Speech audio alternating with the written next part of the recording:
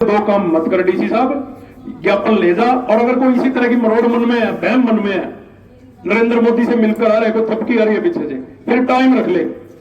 इसके आए गए का यह काम है और प्रशासन वाले पे कोई भाईमारी तरफ कोई दुश्मनी को नहीं। और अभी चलो रोड जाम करेंगे उड़े ना वायु ले लेंगे ज्ञापन बताओ भाई क्या फैसला है, कितनी गार बचोगे? भाई मेरी दोबारा से चेतावनी है प्रशासन को, शराब से बुला दे वरना मरोड़ काट के निकलेंगे, या तो हमारी निकलेगी या उसकी निकलेगी, या तो आज हमारी मरोड़ निकल जाएगी और या उसकी मरोड़ निकल जाएगी, दोनों में से एक निपटा के हटेंगे। तो बात थोड़ी है यार, खुदा बन जाकर डीसी लग जाए यहाँ पे। हाथ धो की बात की, इतने बड़े अधिकारी जनता की बात सुनने के लिए नहीं आते ये।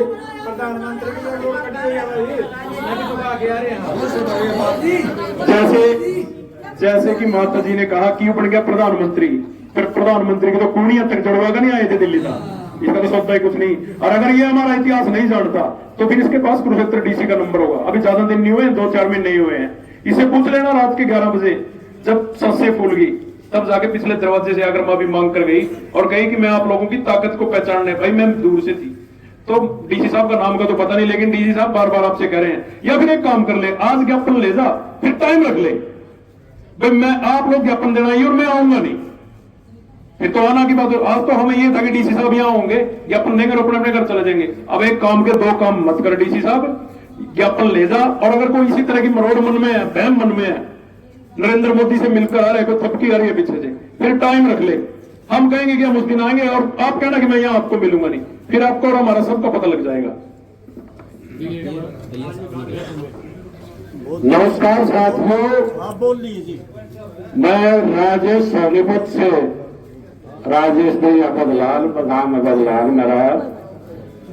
2 तारीख ना हमने भी ज्ञापन दिया था भाई, न्याय प्रशासन खजाना कवाड़ा का ताले मार लिए थे, टाइम दे दिया था बस 3:15 बजे। जब ज्ञापन दे लेता आ गया तो ठीक करना, तो रोड में जाम करेंगे। हमने तो डिसीजन ले दिया था, प्रधान जी ने तो जाना पड़ गया था पंजाब में और टीम थी सारी। यही बार प्रधान जी भी बैठे, विक्रम है, प्रधान जी है, अपने खास प्रधान भी हैं और हमारे किसान साथी हैं। ये मिलजुल कर फैसला ले लो प्रधान जी की, यहाँ पे ढंग पे काट दो, इन बेरा पाट जा। आगे किसान यूनियन के सरदार के हमारी माता शक्ति है कि हमारा मामला क्या बात हमारी लड़ाई चल रही है, इन तय टाइम और अल्टीमेटम दे दो। इधर रोज मराशे हो गए, पुलिस प्रशासन के लामना सामना की साथ आज जब और दो तोड़ा रहे तो और दो टाइम दे दो नरना। और अभी चलो रोड जाम करेंगे उड़े ना वायु ले लेंगे ज्ञापन। बताओ भाई क्या फैसला है, कितनी गार बचोगे? लोग बैठे बैठे हमारे साथ को ना कहीं 10-5 मिनट का 20 मिनट का वो प्रधान जी टाइम देगा ना, और फिर भाई हम अपने काम गला के प्रशासन अपने काम गला को जो काम लगे हमने प्रधान जी जो आदेश करेंगे शर्मा थे वो हमारा। अब प्रशासन वाले तो मैं कहूँ ये मात्र शक्ति आ रही है, इसने तो तमाशा झुका दिया था सवेरे सवेरे।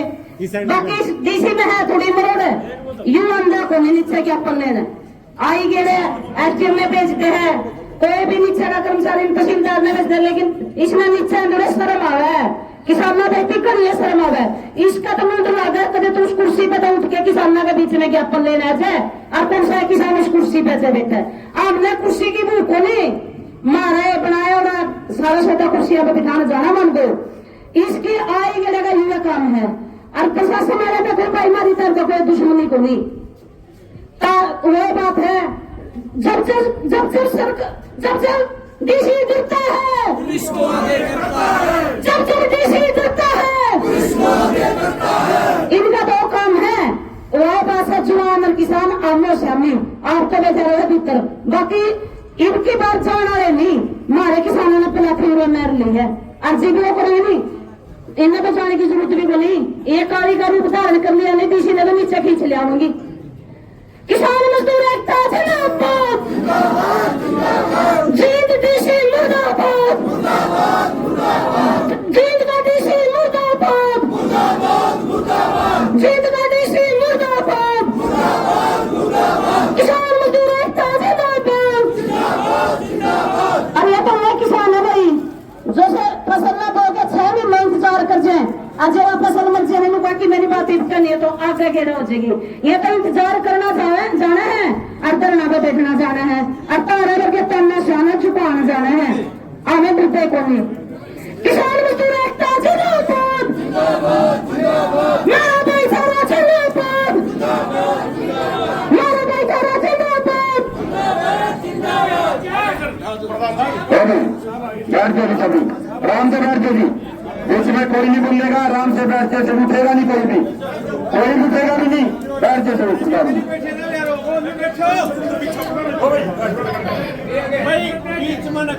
अरे ठहर दो गुरु, बैठे रहो बैठे रहो।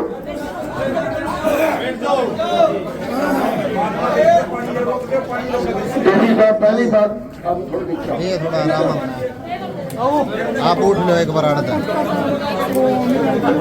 भाई, थोड़े चुप कर दो।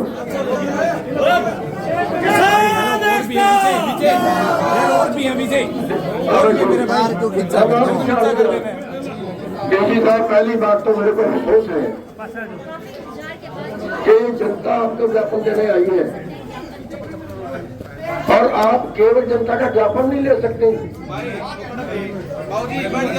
घर गया था, लंच करके आया हूँ अभी सीधा आपके पास, मैं अपने घर था लंच करने गया। तो ये बात आपके अधिकारियों ने क्यों बताई कि आपका लंच करके आ रहे हैं? लंच करने गया सीधा वो तो हमें करेगा है ही नहीं। हाँ यहाँ नहीं नहीं, गलत थोड़ी कह रहे हैं, लंच करने गया। चलो देखिए डीसी साहब, हमारा अनुरोध ये है कि हम कोई झगड़ा करने नहीं आए, हम अपनी बात रखने आए हैं, आपके माध्यम से सरकार को पहुंचाने आए हैं।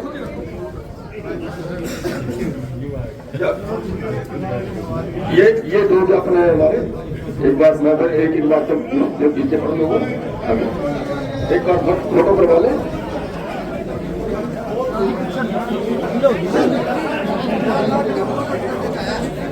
किसान नेता चुप चुप चलो इसमें जो मेरे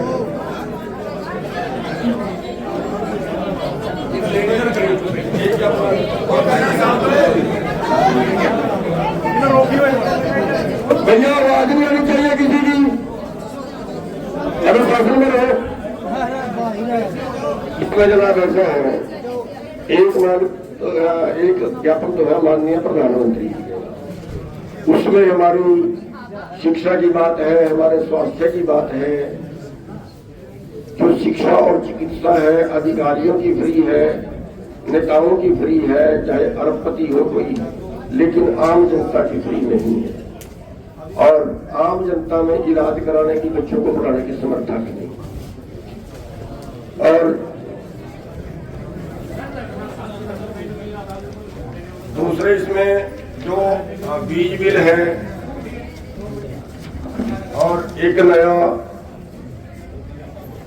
एक बीज बिल आ रहा है, एक जो है बिजली बिल आ रहा है। इन दोनों का हम विरोध करते हैं। दोनों किसान के नुकसान में है, देश के भी नुकसान में। किसानों को कर्ज मुक्त किया जाए, क्योंकि पिछले 11 साल के अंदर 16.5 लाख करोड़ बड़े पूंजीपतियों का माफ किया जा चुका है, जबकि हर आधे घंटे में एक किसान कर्जे की वजह सुसाइड कर लेता है। हमारी गाड़ियां उठा के ले जाते हैं, हमारे ट्रैक्टर उठा के ले जाते हैं, हमारी जमीन नीलाम करते हैं। एक एमएसपी कानून की हम गारंटी मांगते हैं। 4 लाख करोड़ रुपया पर साल भारत के किसानों को एमएसपी से कम देता है। एक अभी जो डील कर रहे हैं अमेरिका से, उससे भारत की खेती का तबाह होना तय है। हम उसका बहुत ही कड़ा विरोध करते हैं। ये मांगे हमारी केंद्र से है। और एक जो हरियाणा से है, हरियाणा में एक बहुत बड़ा धान घोटाला हुआ और उस धान घोटाले की कई पहलू है वैसे तो, लेकिन उसका मुख्य पहलू ये है कि पोर्टल जो है मेरी फसल मेरा गुरु पोर्टल इसलिए किया गया था कि दूसरे प्रदेशों का जो फसल है वो हरियाणा में आके ना बिके। लेकिन इसमें दुखद ये है कि जितना पोर्टल किसानों ने करवाया उसको उसके बाद वेरीफाई करना होता है। किसी का 20 किले का करवाया तो उसके 18 रह जाते हैं। लेकिन यहाँ उल्टा ये हुआ कि 1,36,000 एकड़ का पोर्टल वो वेरीफाई हो गया जो किसी ने करवाया ही नहीं। दूसरा 64,000 एकड़ का पोर्टल वो हो गया जिन जिलों में 1 क्विंटल भी धान न पैदा हुई और न बिकी। बड़ा घोटाला वहां से हुआ। बिहार से धान आया, यूपी से धान आया। और एक बड़ा दुखद पहलू इसका ये है जो मैं तुझको बहुत बड़ा पाप मानता हूं कि जो पीडीएस में चावल बांटते हैं गरीबों को 2 रुपए किलो वाला, वो चावल बिहार से, उत्तर प्रदेश से, हो सकता है कुछ हरियाणा का भी हो, वो चावल जो पिछले 1 साल पुराना, पिछले 2 साल पुराना, वो यहाँ पे आ गया और राइस मिलरों ने खरीदा। हजारों ट्रक हमने मौके पे पकड़वाए।